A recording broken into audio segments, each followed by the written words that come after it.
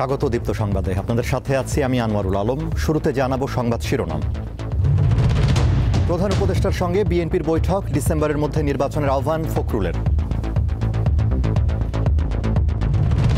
6 দফা দাবিতে বিভিন্ন জেলায় কারিগরি শিক্ষার্থীদের সড়ক অবরোধ, সাধারণের ভোগান্তি।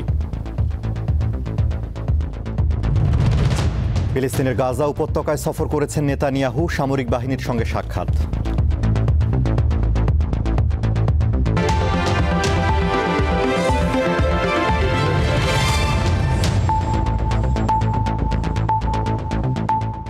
এবারে বিস্তারিত।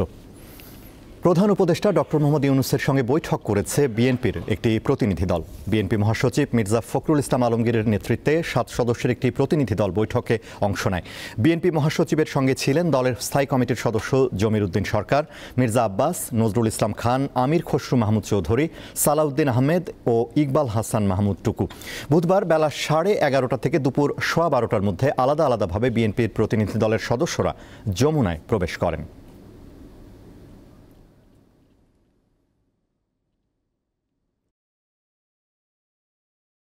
আমরা ডিসেম্বর কাট আউট টাইম, ডিসেম্বরের মধ্যে নির্বাচন যদি না হয় তাহলে দেশে যে রাজনৈতিক পরিস্থিতি, অর্থনৈতিক পরিস্থিতি এবং সামাজিক পরিস্থিতি সেটা আরও খারাপের দিকে যাবে। সেটা তখন নিয়ন্ত্রণ করা বেশ কঠিন হবে। 6 দফা দাবিতে রাজধানী সহ দেশের বিভিন্ন স্থানে বিক্ষোভ করছেন পলিটেকনিকের শিক্ষার্থীরা। রাজধানীর তেজগাঁওয়ে 7 রাস্তা এলাকায় সড়ক অবরোধ করেছেন তারা। একই দাবিতে বরগুনা প্রেস ক্লাব চত্বর অবরোধ করে বিক্ষোভ করেছেন পলিটেকনিক ইনস্টিটিউটের শিক্ষার্থীরা। বুধবার সকাল 11:30টার দিকে 6 দফা দাবি নিয়ে পলিটেকনিক ইনস্টিটিউটের সামনে থেকে বিক্ষোভ মিছিল বের করা হয়। এ সময় প্রেস ক্লাব চত্বরে প্রধান সড়ক বন্ধ করে দেয় শিক্ষার্থীরা। দাবি পূরণ না হওয়া পর্যন্ত আন্দোলন চালিয়ে যাবেন বলে জানিয়েছেন শিক্ষার্থীরা। বিক্ষোভের কারণে শহরে গাড়ি চলাচল করতে পারছে না। এতে চরম ভোগান্তিতে পড়েছেন নগরবাসী।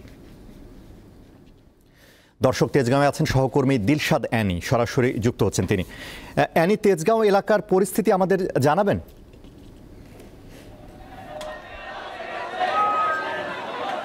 জি, আমি এই মুহূর্তে আছি 7 রাস্তা মোড়ে, যেখানে আপনারা জানেন যে সকাল 10টার দিকে থেকে কিন্তু 6 দফা দাবিতে কারিগরি যে শিক্ষার্থীরা আছেন তারা কিন্তু 7 রাস্তা মোড় যেটি আছে সেটা অবরোধ করে রেখেছেন। আর কিছুক্ষণ আগেই কিন্তু আমরা দেখেছি যে হালকা বৃষ্টি পড়া শুরু করেছে। তো আশেপাশের যে রাস্তায় যে শিক্ষার্থী যারা ছিল তারা কিন্তু ফ্লাইওভারের নিচে এসে অবস্থান নিয়েছে। এবং আপনাদেরকে যে বিষয় জানিয়ে রাখতে চাই, তাদের 6 যে দফা আছে, 6টি দাবির মধ্যে তাদের প্রথম দাবি যেটি রয়েছে যে জুনিয়র ইনস্ট্রাক্টর পদে ক্রাফট ইনস্ট্রাক্টরদের অবৈধ পদোন্নতির আইন যে হাইকোর্ট থেকে বাতিল করতে হবে, সেই দাবি তারা জানিয়েছে।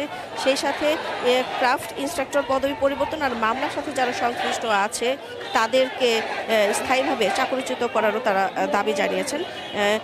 তাদের 2 নম্বর যে দাবি সেটি হচ্ছে ডিপ্লোমা ইন ইঞ্জিনিয়ারিং কোর্সে যে কোনো বয়সে ভর্তির সুযোগ বাতিল করারও তাদের দাবি রয়েছে। এবং সেই সাথে উন্নত বিশ্বের আদলে যে 4 বছরের যে কোর্সটি রয়েছে মানসম্পন্ন কারিকুলাম নিশ্চিত করার তারা একটি দাবি জানিয়েছেন। এবং ইংরেজি মাধ্যমিক সেই একাডেমিক কার্যক্রম চালানোর দাবি রয়েছে তাদের। এছাড়া 10ম গ্রেডের যে পদ 4 বছর পাশ করে যে শিক্ষার্থী আছে তাদের জন্য সংরক্ষিত থাকা সত্ত্বেও অন্যান্য যে সরকারি রাষ্ট্রায়ত্ত স্বায়ত্তশাসিত সহ স্বশাসিত প্রতিষ্ঠানে ডিপ্লোমা প্রকৌশলীদের যে নিম্ন যে পদে নিয়োগ দেওয়া হচ্ছে তাদের বিরুদ্ধেও তারা আইনি ব্যবস্থা গ্রহণ করার দাবি জানিয়েছেন। আর কিছু আমি যদি যানজটের অবস্থার কথা যেটি বলি সেটি হচ্ছে যে 7 রাস্তার মোড় কিন্তু আশেপাশের সব গুরুত্বপূর্ণ সড়কের সাথে সংযুক্ত রয়েছে। এবং যে এই মোড়টা অবরোধ থাকার কারণে কিন্তু আশেপাশে প্রচণ্ড তীব্র আমরা দেখছি তীব্র যানজটের সৃষ্টি হয়েছে। বেশ কয়েকজন যারা চালক আছেন, বিভিন্ন যানবাহনের চালক এবং যারা পথচারী আছে তাদের সাথে কথা বলেছে। তারা আমাদেরকে যেটা বলেছেন, চালকরা যেটা বলেছেন, সকাল 10টা থেকে কিন্তু তারা এখন পর্যন্ত, এখন 3টা বাজে, এখন পর্যন্ত তারা সকাল 10টা থেকে 3টা পর্যন্ত তারা একই স্থানে বসে আছেন, কোথাও যেতে পারছে না এই রাস্তা অবরোধের কারণে। এবং পথচারী যেটা বলেছেন যে আমাদের তাদের কথা হচ্ছে যে দেশে কোনো কিছুর দাবি দাওয়া করতে হলে সেটি হচ্ছে রাস্তা বন্ধ করে নেই। এতে তারা বলছেন যে আসলে তারা এতে ভোগান্তির শিকার হয়েছেন। তো আমরা কিছুক্ষণ আগেও দেখেছি যে কারিগরি অধিদপ্তরের পক্ষ থেকে কিন্তু প্রতিনিধি দল এসেছেন এবং শিক্ষক স্টুডেন্টদের সাথে কিন্তু বসার কথা বলার তারা চেষ্টা করেছেন, কিন্তু শিক্ষার্থীরা কিন্তু ওই প্রতিনিধির পক্ষ থেকে যারা এসে তাদের সাথে কিন্তু কথা বলেন, ভুয়া স্লোগান দেওয়ার পর তারা এখান থেকে চলে যায়। তো তাদের যে কথাটা হচ্ছে তারা দাবি আদায় না হওয়া পর্যন্ত রাজপথ ছেড়ে যাবেন না। এই ছিল এখানকার সবশেষ। অ্যানি, আপনাকে ধন্যবাদ। দর্শক, তেজগাঁও থেকে পলিটেকনিক ইনস্টিটিউটের শিক্ষার্থীদের বিক্ষোভের খবর জানাচ্ছিলেন দিলশাদ অ্যানি। বাংলাদেশের ভবিষ্যৎ বাংলাদেশি জনগণই নির্ধারণ করবে বলে জানিয়েছে যুক্তরাষ্ট্র। স্থানীয় সময় মঙ্গলবার ওয়াশিংটনে নিয়মিত সংবাদ সম্মেলনে এক সাংবাদিকের প্রশ্নের জবাবে কথা বলেন মার্কিন পররাষ্ট্র দপ্তরের মুখপাত্র ট্যামি ব্রুস। সংবাদ সম্মেলনে ওই সাংবাদিক বাংলাদেশের ডক্টর ইউনূসের নেতৃত্বাধীন সরকারের সময়ে প্রতিবাদ বিক্ষোভ, ইসলামী চরমপন্থার আশঙ্কাজনক উত্থান, প্রকাশ্যে ওসামা বিন লাদেনের ছবি প্রদর্শন, নাৎসি প্রতীক ব্যবহারের মতো বিষয় এবং মার্কিন ব্র্যান্ড কোকা কোলা ও কেএফসির বিরুদ্ধে ইহুদি বিরোধী প্রচারণা নিয়ে প্রশ্ন করেন। জবাবে পররাষ্ট্র দপ্তরের মুখপাত্র ট্যামি ব্রুস বলেন, এসব পরিস্থিতি বাংলাদেশের স্থানীয় কর্তৃপক্ষের এখতিয়ারে পড়ে।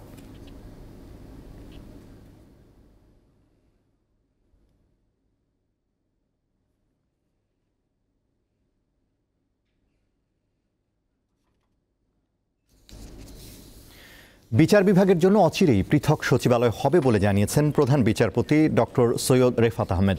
বুধবার সকালে সুপ্রিম কোর্ট রিপোর্টার্স ইউনিটিতে কার্যালয় পরিদর্শনকালে তিনি কথা জানান। প্রধান বিচারপতি বলেন, এখন সব দিক থেকে যাচাই বাছাই চলছে, অচিরে এটি চূড়ান্ত রূপ পাবে। তিনি বলেন, কোনো সাংবিধানিক বাধ্যবাধকতা থাকলে তা দূর করা হবে। এ সময় স্বাধীন বিচার বিভাগ প্রতিষ্ঠা করতে আইনজীবী ও সাংবাদিকদের সহায়তা কামনা করেন প্রধান বিচারপতি। আইনজীবীদের নানা অসুবিধার কথা শুনে তা সমাধানের আশ্বাস দেন তিনি। পরে হাইকোর্টের নানা উন্নয়নমূলক অবকাঠামো পরিদর্শন করেন প্রধান বিচারপতি।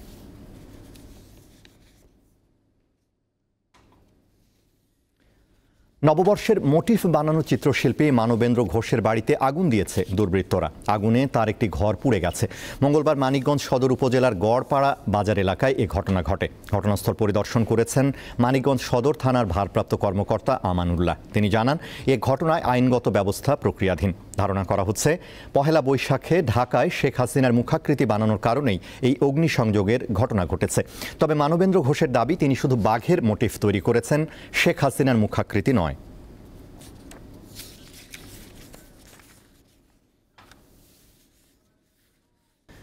সড়কে অতিরিক্ত অটোরিকশার অনিয়ন্ত্রিত চলাচলে যানজট লেগেই থাকে দিনাজপুর শহরে। এতে চরম দুর্ভোগে পড়েছেন পৌরবাসী। দিনাজপুর শহরে চলছে প্রায় 22,000 অটোরিকশা। অদক্ষ অটো চালকদের বেপরোয়া গতিতে প্রায়ই ঘটছে ছোট বড় দুর্ঘটনা।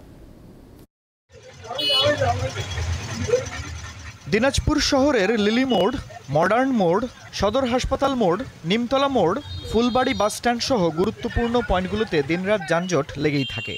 আর এই যানজটের মূল কারণ অতিরিক্ত অটোরিকশার অনিয়ন্ত্রিত চলাচল। ভুক্তভোগীরা জানান, সড়কে চলাচলের সময় কোনো নিয়মনীতির তোয়াক্কা করে না এসব অটোরিকশা। যত্রতত্র যাত্রী ওঠানামা করানোয় সড়কে তৈরি হয় যানজট। এতে ভোগান্তির সাথে সময় অপচয় হচ্ছে শহরবাসীর। এই যানজটে আমাদের প্রচুর সমস্যা আছে, মানে কোম্পানির কাজটা আমাদের স্লো হয়ে যাচ্ছে। এখান থেকে যাইতে আমার বড় জোর গাড়ি মোটরসাইকেলে যাইতে 5 থেকে 6 মিনিট সময় লাগে। এখানে আমি প্রায় 20 মিনিট ধরে যাচ্ছি, কিন্তু দেখা যাচ্ছে কোনো ক্রমেই আমরা গাড়ি ঘোড়া পার হয়ে যেতে পারতেছি না। আধা ঘন্টা ধরে বসে আছি, খুব বিরক্তকর লাগতেছে। খুবই বাজে একটা সিচুয়েশন। অতিরিক্ত গাড়ি, এই যে গাড়ির সংখ্যা অনেক বেশি হয়ে গেছে শহরে, বিশেষ করে অটো। রাস্তা বাদে মালামাল রাখতেছে এরা, আর গাড়ি যেটা যাচ্ছে মনে করেন মালামালের জন্য যাইতে পারতেছে না বেশিরভাগ। মাত্র 15 কিলোমিটার আয়তনের এ শহরে পৌরসভা 4000 অটোর লাইসেন্স দিলেও শহর জুড়ে চলছে প্রায় 22,000 অটোরিকশা। প্রতিদিন 10টা থেকে 15টা করে নতুন অটো রাস্তায় নামাচ্ছে। এই ব্যাপারে আমাদের আপনার পৌর কর্তৃপক্ষ এবং পুলিশ প্রশাসন কারো কোনো নজর নেই। পৌর মেয়র জানান, সরকারিভাবে অটোরিকশা চালানোর ক্ষেত্রে কোনো নির্দেশনা না থাকায় পৌরসভা কঠোরভাবে ব্যবস্থা গ্রহণ করতে পারছে না। আমরা যখন একটা নিয়ন্ত্রণে নিয়ে আসবো, তাদের জন্য আমরা 2টি কালার করব। সকাল থেকে দুপুর 2টা পর্যন্ত একটি কালারের গাড়ি চলবে, দ্বিতীয়ত 2টার পর থেকে একটি কালার চলবে। সড়কে সাধারণ মানুষের চলাচল নির্বিঘ্ন করতে সরকারের সুদৃষ্টি কামনা করছেন শহরবাসী। দীপ্ত বার্তা কক্ষ। জাতিসংঘ শান্তিরক্ষা মিশনে অর্থায়ন সম্পূর্ণরূপে বাতিলের সুপারিশ করা হয়েছে যুক্তরাষ্ট্রের নতুন বাজেট প্রস্তাবনায়। মার্কিন office of management and budget ওএমবির অভ্যন্তরীণ পরিকল্পনা নথিতে এ প্রস্তাব দেখতে পাওয়ার কথা জানিয়েছে বার্তা সংস্থা রয়টার্স। মালি, লেবানন ও DR কঙ্গোতে জাতিসংঘ শান্তিরক্ষা মিশনের ব্যর্থতাকে উদ্ধৃত করে এমন সুপারিশ করেছে মার্কিন office of management and budget. এছাড়াও ওএমবির প্রস্তাবে জাতিসংঘ এর বিভিন্ন অঙ্গ সংস্থা, নেটো এবং বৈদেশিক কূটনৈতিক মিশনের জন্য বরাদ্দ প্রায় 50% কমানোর প্রস্তাব রয়েছে। একই সঙ্গে ফুলব্রাইট সহ শিক্ষামূলক ও সাংস্কৃতিক বিনিময় কর্মসূচির বাজেটও হ্রাসের সুপারিশ করা হয়েছে। জাতিসংঘকে সবচেয়ে বেশি অর্থ দেয় যুক্তরাষ্ট্র, এর পরের স্থানে আছে চীন। ভারতের আর্থিক দুর্নীতি ন্যাশনাল হেরাল্ড মামলায় কংগ্রেস নেতা সোনিয়া গান্ধী ও রাহুল গান্ধীর বিরুদ্ধে অভিযোগপত্র দিয়েছে এনফোর্সমেন্ট ডিরেক্টরেট ইডি। বিস্তারিত পর্যালোচনার পর মঙ্গলবার বিশেষ আদালতে এই অভিযোগপত্র গ্রহণ করে। ইডি কংগ্রেস নেতাদের বিরুদ্ধে এই অভিযোগপত্র দেয় গত 9 এপ্রিল। অভিযোগপত্রের 1 ও 2 নম্বরে রয়েছে সোনিয়া ও রাহুলের নাম। তাদের পাশাপাশি বেআইনি অর্থ পাচারের অভিযোগে আসামি হিসেবে নাম রয়েছে ওভারসিজ কংগ্রেস নেতা শ্যাম পিত্রোদা ও সুমন দুবের। এর মাধ্যমে সোনিয়া ও রাহুলের বিরুদ্ধে এই প্রথম কোনো মামলায় চার্জশিট দাখিল করা হলো। বিশেষ আদালতে এই মামলার শুনানি হবে 25 এপ্রিল। ফিলিস্তিনের গাজা উপত্যকায় সফর করেছেন ইসরায়েলের প্রধানমন্ত্রী বেনিয়ামিন নেতানিয়াহু। মঙ্গলবার তিনি সফর করেন বলে জানিয়েছে তার কার্যালয়। ইসরায়েলের প্রধানমন্ত্রীর কার্যালয়ের এক বিবৃতিতে বলা হয়, মঙ্গলবার উত্তর গাজা সফরকালে ইসরায়েলের সামরিক বাহিনীর সদস্যদের সঙ্গে সাক্ষাৎ করেন নেতানিয়াহু। এ সময় তিনি বলেন, আরও আঘাতের শিকার হবে হামাস। এদিকে গাজাতে ইসরায়েলি হামলায় গত 24 ঘন্টায় কমপক্ষে আরও 23 ফিলিস্তিনি নিহত হয়েছেন। আহত হয়েছেন আরও অর্ধ শতাধিক। এর ফলে অবরুদ্ধ এই উপত্যকাটিতে নিহতের সংখ্যা 51,000 ছাড়িয়েছে। হামাসের সামরিক শাখা জানিয়েছে, মার্কিন ইসরায়েলি জিম্মি সৈনিক অ্যাডান আলেকজান্ডারকে যেখানে রাখা হয়েছিল সেখানে ইসরায়েল সরাসরি বোমা বর্ষণ করেছে।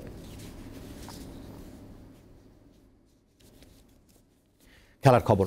2 ম্যাচ সিরিজের প্রথম টেস্ট খেলতে দুপুরে সিলেটে পৌঁছচ্ছে জিম্বাবুয়ে ক্রিকেট দল। মঙ্গলবার 2 ম্যাচের টেস্ট সিরিজ খেলতে ঢাকায় পৌঁছায় জিম্বাবুয়ে। সফরকারীদের প্রথম টেস্ট হবে 20 এপ্রিল সিলেট আন্তর্জাতিক ক্রিকেট স্টেডিয়ামে। এরপর দ্বিতীয় ও শেষ টেস্টটি হবে চট্টগ্রামে 28 এপ্রিল থেকে। এই সিরিজে পূর্ণ শক্তির স্কোয়াড নিয়ে এসেছে তারা। চোট কাটিয়ে টেস্ট দলে ফিরেছেন অভিজ্ঞ অলরাউন্ডার শন উইলিয়ামস, আর ছুটি কাটিয়ে দলের সঙ্গে যোগ দিয়েছেন অধিনায়ক ক্রেইগ আরভিন। শেষ করব দীপ্ত সংবাদ, তবে তার আগে সংবাদ শিরোনামগুলো জানাবো আরও একবার। প্রধান উপদেষ্টার সঙ্গে বিএনপির বৈঠক, ডিসেম্বরের মধ্যে নির্বাচনের আহ্বান ফখরুলের। 6 দফা দাবিতে বিভিন্ন জেলায় কারিগরি শিক্ষার্থীদের সড়ক অবরোধ, সাধারণের ভোগান্তি। ফিলিস্তিনের গাজা উপত্যকা সফর করেছেন নেতানিয়াহু, সামরিক বাহিনীর সঙ্গে সাক্ষাৎ।